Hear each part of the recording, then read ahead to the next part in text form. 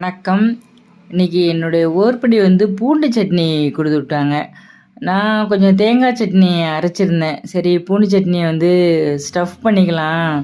ஏன்னா தொட்டு சாப்பிட்டா அவ்வளோ காலியாகாது. அதனால ஸ்டஃபிங் ஆக்கிக்கலாம். அதுவும் நல்லா டேஸ்ட்டா இருக்குன்ட்டு, அப்படியே பூண்டு சட்னிய தோசையில ஸ்டஃப் பண்ணி தேங்காய் சட்னி சைட் டிஷ்ஷா வச்சு சாப்பிட குடுத்தேன். நானும் அதான் சாப்பிட்டேன்.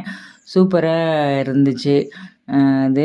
அப்புறம் என் பொண்ணுக்காக ஆம்லெட் போட்டேன். ஒன்றும் பெருசாக இல்லை.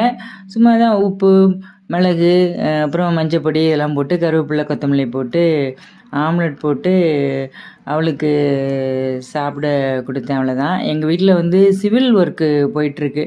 அதனால் கிச்சனில் ரொம்ப நேரம் வேலை பண்ண முடியல. வந்து அதுக்காக ஒழிச்சு கொடுக்க வேண்டியதான். கிச்சன் இதுக்கு முன்னாடி இப்படி தான் ஃப்ரீ இருந்துச்சு. அந்த இடத்துல டேபிள் போட்டு கொஞ்சம் திங்ஸ் எல்லாம் வச்சிட்டு இருந்தேன்.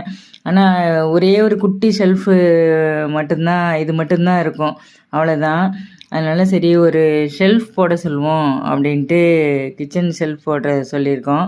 அதனால் அது ஒன்று. இன்னொன்று பாத்ரூம் கட்டுறது. பாத்ரூம் பின்னாடி கடைசியில் இருக்கும். அதை கொஞ்சம் உள்ளே கொண்டு வீட்டில் அப்படி கட்டுறதுக்காக 2ம் போயிட்டுருக்கு.